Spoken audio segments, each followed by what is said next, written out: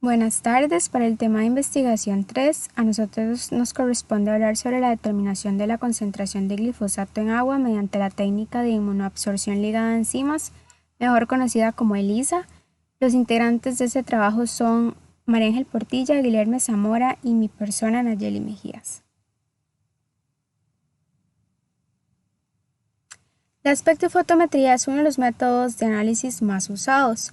Los métodos espectrofotométricos analíticos se basan en medir la cantidad de radiación producida o absorbida por las especies moleculares o atómicas de interés y utiliza un instrumento llamado espectrómetro, en el cual se puede medir la absorbancia o la transmitancia. Con respecto al fenómeno físico-químico, en la espectrofotometría la muestra absorbe parte de la radiación incidente en el espectro y genera que ocurra un cambio del analito hasta un estado excitado. Esto sucede igual, por ejemplo, en la fotosíntesis de las plantas, cuando la luz, que en este caso es la energía, es absorbida por una molécula, se origina un salto o un cambio desde un estado energético basal o fundamental a un estado de mayor energía o también llamado estado excitatorio, y solo se absorberá la energía que permita el salto al estado excitatorio. En esta técnica se mide la cantidad de luz absorbida como función de la longitud de onda utilizada. Ahora, respecto al equipo, el equipo se compone generalmente de una fuente de luz, que por lo general es una lámpara, la cual es la encargada de emitir luz, y esa luz va a llegar a un monocromador que va desde este punto B a este punto D. Este monocromador es el encargado de realizar la dispersión de la radiación proveniente de la fuente y de seleccionar la longitud de onda específica a la que se va a realizar la medición. Por acá tenemos la muestra, la cual es una sustancia a la cual se le va a realizar la medición y la cual es colocada en una celda transparente que se conoce como cubeta. Por acá tenemos el detector va a leer la emisión de luz que sale de la muestra y nos indica la absorbancia de la muestra realizada. Y por último tenemos el lector es un sistema computarizado que es capaz de captar las señales transmitidas por el detector y las muestra en una pantalla digital. Ahora bien, antes de hablar más a fondo sobre nuestro artículo, tenemos que conocer el principio de funcionamiento de ELISA. Como lo dije anteriormente, ELISA es el ensayo por inmunoabsorción ligado a enzimas. ¿Pero en qué consiste este método? Este método se trata de un examen de laboratorio comúnmente usado para detectar anticuerpos en distintos tipos de soluciones. ¿Pero qué entendemos como anticuerpo? Un anticuerpo es una proteína que el sistema inmunitario del cuerpo produce cuando detecta sustancias dañinas llamadas antígenos. Este ensayo utiliza, como su nombre lo dice o como su nombre lo indica, una enzima como marcador para mediar la formación de complejos antígeno-anticuerpo. Existen diversas variaciones al método ELISA para detectar y cuantificar ligandos de alto peso molecular. El marcador enzimático que se emplea en estos análisis se conjuga con un ligando que puede ser un antígeno, un anticuerpo específico para el antígeno de interés o un anticuerpo para el anticuerpo primario. También requiere de un sistema que permita estimar la cantidad de antígeno presente en la muestra a partir de la reacción enzimática que se genere. Casi todas las pruebas ELISA son ensayos en fase sólida en los cuales se absorbe un antígeno o un anticuerpo sobre un soporte sólido.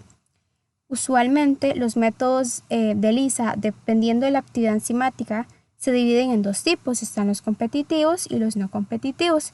Para esta investigación, nuestro artículo se basa principalmente en el método de ELISA competitivo, el cual se utiliza para determinar, como lo dijimos anteriormente, antígenos o anticuerpos, y aquí el ligando marcado compite con un ligando conjugado con enzima por un número limitado de sitios de enlace, con el anticuerpo inmovilizado, y siguiendo el protocolo se retira el ligando no reactante para así poder relacionar inversamente la cantidad de producto que se forma con la concentración del ligando no marcado en la muestra problema.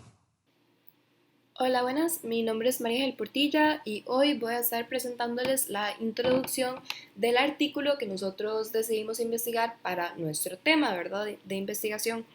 Entonces, esto básicamente va a ser como una idea global para poder entender más adelante, cuando el compañero Guillermo nos hable sobre los resultados y la discusión, qué más o menos era la idea de este artículo, ¿verdad? Y a qué se relacionaba. Entonces, básicamente vamos a empezar hablando un poco sobre la actividad antrópica, ¿verdad? Entonces, ¿qué se refiere con esto, verdad? Es algo producido por la actividad humana y normalmente se relaciona con la contaminación del aire, del suelo o sedimento y del agua, ¿verdad? Específicamente del agua, ya que se ha visto que estas contaminaciones son bastante severas en el agua y normalmente se ven que son causadas por agroquímicos que son frecuentemente utilizadas en la actividad agropecuaria. Entonces, básicamente hay dos razones globales que ponen en riesgo la calidad del agua por razones ya agrícolas. Entonces, básicamente la primera es que se puede dar un aporte de una forma indirecta por fugas de agroquímicos, ¿verdad? Entonces, ya sea por un mal uso, una mala infraestructura, esta agua, sedimentos, ¿verdad? Pueden ser contaminados de una forma indirecta. La segunda sería las malas prácticas agrícolas, por ejemplo, la mala disposición de envases. Entonces ya sería una contaminación más directa hacia el agua y los sedimentos. Entonces, este artículo se enfoca más que todo en Argentina, ¿verdad? Y en el glifosato, ¿verdad?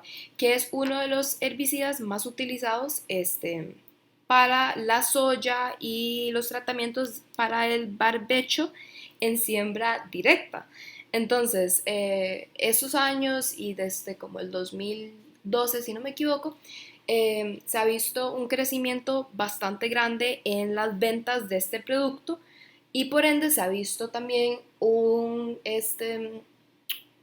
diferencia o una nueva contaminación bastante importante en el agua y en los sedimentos, ¿verdad? Como hemos estado hablando. Entonces, este glifosato básicamente es un contaminante que puede llegar a contaminar ecosistemas acuáticos por diferentes situaciones, como habíamos hablado, pero específicamente se ha visto que puede llegar a contaminar la tierra-agua por fuertes lluvias, ya de una manera indirecta, ¿verdad? Entonces, este herbicida, ¿verdad? Puede persistir en el ambiente y se degrada y su principal metabolito cuando se está degradando sería algo que se llama el ácido aminometil fosfónico y las siglas es el AMPA, ¿verdad? Como vemos aquí en la estructura 2. Esta estructura 1 lo que figura 1 lo que nos da es la estructura orgánica del glifosato, mientras que la estructura orgánica del AMPA, ¿verdad? Que ya llega a ser el metabolito, ¿verdad? Entonces, cuando este AMPA básicamente se une al agua, ya sean cuerpos de agua, como mar, ríos o lo que sea, se asocia a la fracción de partículas y se deposita en los sedimentos. Entonces, también llega a contaminar no solo el agua, pero también el sedimento, o sea, la tierra. Y este herbicida fue introducido hace mucho tiempo en el mercado, aproximadamente como en 1971, pero su información o sea, la información que hay sobre este herbicida es bastante limitada, ¿verdad? Ya que es bastante difícil de estudiar. Es importante mencionar también que el glifosato y el AMPA son compuestos poco volátiles y altamente hidrófilos. Bueno, entonces, esta molécula, ya como dijimos que es bastante difícil de estudiarla, se ha visto que puede ser analizada por la técnica de cromatografía líquida de alta eficiencia, como nosotros la conocemos, el HPLC, ¿verdad? Esto, como hemos comentado antes en clases, puede ser algo un poquito una desventaja porque este equipo es bastante caro, ocupa una infraestructura bastante buena, adecuada, ¿verdad? Entonces se ha visto que otra forma de estudiar estas moléculas es algo que conocemos como ELISA, que es la técnica llamada de ensayo por inmunoabsorción ligado a enzimas. Y nos puede funcionar como una técnica alterna, ¿verdad? Ya que no siempre podemos conseguir un HPLC. Entonces, la técnica ELISA tiene como fundamento principal la interacción del analito con un anticuerpo que es reconocido por su alta afinidad y especificidad. Es un método bastante de bajo costo, es rápido, sensible y es selectivo, entonces es bastante adecuado para lo que estamos buscando. Y en este artículo se va a determinar la concentración de glifosato en agua, ¿verdad?, de sistemas agrícolas mediante el sistema ELISA, y también vamos a ver que hacen uso de la cromatografía líquida de ultra alta eficiencia acoplada a espectrómetros de masa. Entonces, básicamente, como vimos, es bastante malo, es un herbicida, no queremos que esté en la contaminación, ¿verdad? Entonces, ¿qué es lo que nos puede causar, verdad? Ya cuando uno lo ingiere o el ser humano está en contacto con él, puede causar bastantes daños que son importantes. Entonces, voy a mencionar algunos de ellos. Entonces, algunos efectos inmediatos, o sea, que apenas uno los toca o los ingiere, puede ser la irritación dérmica, la irritación ocular, puede ser mareos e incluso la náusea, y puede haber un importante aumento en nuestra presión arterial, ¿verdad? Entonces eso es un poco más importante. Y también es interesante mencionar que según el Centro Internacional de Investigaciones sobre el Cáncer de la Organización Mundial de Salud, el glifosato es una sustancia probablemente cancerígena. Entonces, eso es algo que se está estudiando todavía. Ya como mencionamos, es algo muy difícil de estudiar por su química, ¿verdad? Pero sí se ha visto que esta sustancia es probablemente algo que nos puede causar cáncer a los seres humanos. Y también se ha visto que ingerir glifosato podría tener efectos allá más largo plazo, ¿verdad? Entonces puede afectar nuestro cerebro, ¿verdad? Tiene efectos neurológicos, y se ha visto que las personas que están expuestas a glifosato por un largo periodo de tiempo, ¿verdad?, ya de manera más crónica, tienen un riesgo de 33% más alto de mortalidad prematura por la enfermedad de Parkinson, ¿verdad?, que una persona que no está expuesta.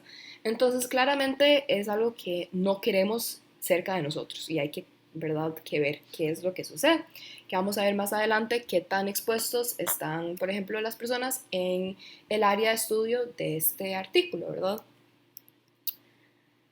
Entonces, ya siguiendo un poquito a los materiales y métodos y viendo más de qué se trata este artículo, vamos a mencionar dos cosas. Básicamente, el sitio de estudio, a dónde se hizo este estudio, ¿verdad? Entonces, es importante mencionar que aquí este artículo en específico se fue desarrollado en Entre Ríos, en el país de Argentina. Como vemos acá, es esto, aquí, aquí, ¿verdad? Y la recolección de muestras, básicamente lo que se hizo fue que se recolectaron 93 muestras de agua, ¿verdad?, en sistemas agrícolas, ¿verdad? Y esto fue en el periodo desde el 2009, en el mes de julio, hasta el 2012, en el mes de noviembre. Entonces fueron bastantes años. 36 de las muestras fueron recolectadas mediante la utilización de un simulador de lluvia, ¿verdad? Entonces se simuló la lluvia y vimos a ver cuánto, ¿verdad? Cuánto vamos a estudiar eso, ¿verdad? Y después 57 de las muestras se recolectaron en parcelas de escorrentía. Y entonces básicamente estas muestras se recogieron en recipientes de 200 mililitros de un material de PVC y que fueron previamente lavados en ácido clorhídrico y fueron ambientados 2 veces con agua destilada antes de que se colectara la muestra. Y estas muestras se fueron a almacenaje en una refrigeradora especial que tenía una temperatura de negativos 20 grados Celsius, ¿verdad? Y es importante también mencionar que estuvieron en la oscuridad hasta que fueron analizadas. Bueno, ya para finalizar con la investigación, me tocaría hablar un poco de los resultados y la discusión, y finalizando con la conclusión. Hay dos aspectos muy importantes en relación a los resultados y la discusión, que es la calibración de la técnica de ELISA y la determinación de las concentraciones de glifosato en muestras de agua. Voy a entrar primero que todo en detalle con la calibración de la técnica de ELISA, donde podemos ver en la figura 6 la curva de calibración estándar para el ensayo ELISA competitivo, donde tenemos absorbancia en el eje Y y la concentración de glifosato, los estándares internos y el testigo en el eje X, unas unidades de microgramos por litro. Acá se obtuvo una curva estándar lineal con pendiente negativa, aumentando la concentración de glifosato, y donde presenta una buena correlación entre las absorbancias y las concentraciones del patrón de glifosato, .9673, además de un muy buen ajuste del patrón interno de 0.5 microgramos por litro respecto al resto de las concentraciones patrón. Y ahora bien, en el tema de la determinación de la concentración de glifosato en muestras de agua, se obtuvo que el 61.3% de las muestras de agua analizadas por el ISA tuvieron concentraciones de glifosato menores a 0.75 microgramos por litro. De las 36 muestras que resultaron positivas, 11, o sea, el 31%, presentaron concentraciones superiores a 4 microgramos por litro. Estas fueron diluidas para su cuantificación por el ISA y posteriormente se confirmó la presencia de glifosato por cromatografía líquida de alta eficiencia acoplada a espectrometría de masa estándar. La aplicación de esta cromatografía permitió detectar el glifosato en las 36 muestras de agua que habían resultado positivas por el ISA, y esto quiere decir que el 100% de las muestras de agua que fueron positivas por el ISA también fueron positivas por la cromatografía. Según la literatura, esta técnica del ISA es considerada una técnica exploratoria, por lo que no confirma la concentración de glifosato en una muestra necesariamente. En esta figura, en la figura 7, podemos observar las frecuencias porcentuales de los rangos de concentración del herbicida en las muestras que resultaron positivas. Y la mayor frecuencia, que fue de 58.3%, correspondió al rango de 0.2 a 100 microgramos por litro. Y solamente en el 10.4%, o sea, 4 muestras, se detectaron valores superiores a los 800 microgramos por litro, el límite establecido por el Ministerio de Ambiente Canadá en el 2012 para la protección de la vida acuática. Bueno, en conclusión, fue posible analizar un gran número de muestras y obtener resultados confiables por el método del ISA, el cual es un método más relacionado a un análisis cualitativo. La parte cuantitativa se confirmó por la cromatografía líquida de alta eficiencia acoplada a espectrometría de masa estándar, teniendo un resultado positivo en el 100% de las muestras analizadas. Esto quiere decir que la implementación de ambas técnicas es factible en el monitoreo de la calidad del agua. Además, el 75% de las muestras encontró una baja concentración del herbicida, o sea, el glifosato, donde se encontraron valores inferiores a los 250 microgramos por litro. Y acá está la bibliografía. Muchas gracias.